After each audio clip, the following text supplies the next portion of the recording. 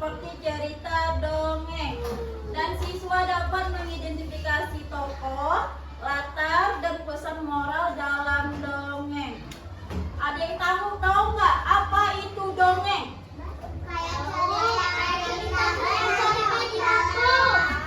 Iya, dongeng itu adalah cerita khayalan atau cerita yang tidak benar-benar terjadi, tetapi dia mengandung pesan atau pelajaran yang baik yang dapat kita contoh,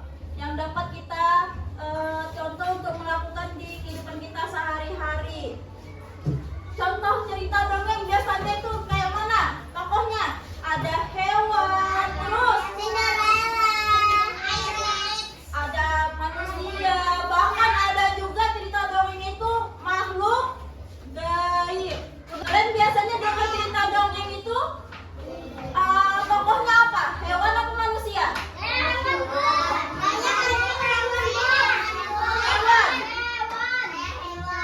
Hewan apa yang pernah kalian dengar cerita dongengnya?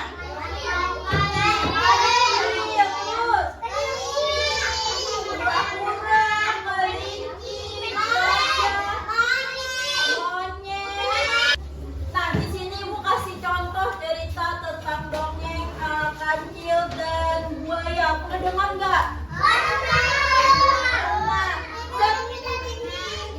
Setiap dongeng itu mempunyai pesan moral.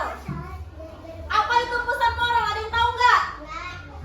Pesan moral itu adalah nasihat atau pelajaran yang bisa kita ambil. Pelajaran yang baik-baiknya, bukan yang buruk-buruknya. Misalnya contoh cerita kancil dan buaya. Sama?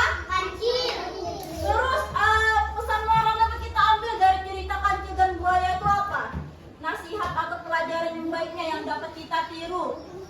Apa? Kayak kancil. Kancil cerdas apa bodoh? Ya? Kalau buaya? Jadi kalau bodoh itu mudah tertipu nggak? Mudah kan? Kita itu harus hidup seperti kancil, cerdas dan cerdik, tetapi tidak membodohi orang lain. Setiap dongeng itu memiliki unsur intrinsik, yaitu latar belakang, tempat ceritanya, tokohnya, dan pesan moralnya. Tokoh itu yang kayak mana? Kalau misalnya di cerita kancil dan buaya, tokohnya siapa?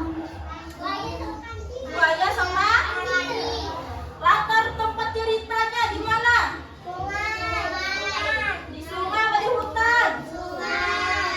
Di sungai. Terus ada juga pesan moralnya. Di sini Ibu ada membacakan dongeng.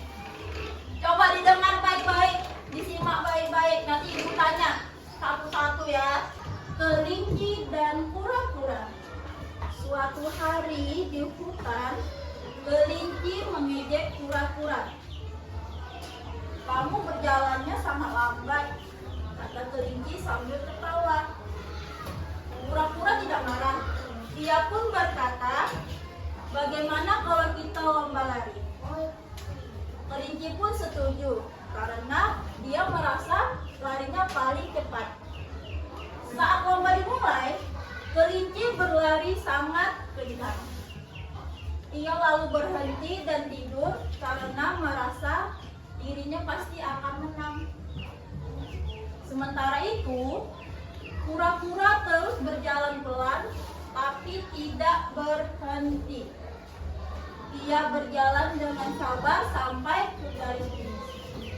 Akhirnya, kura-kura menang lomba lari.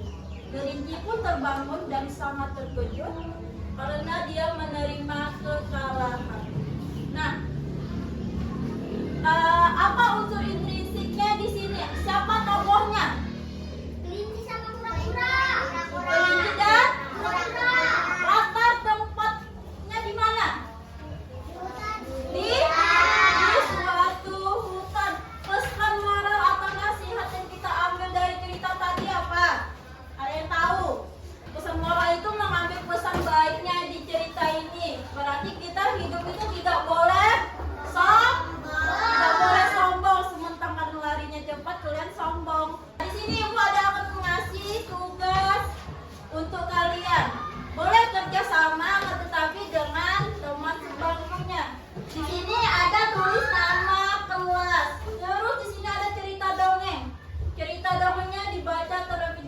di dalam hati, jangan ribut.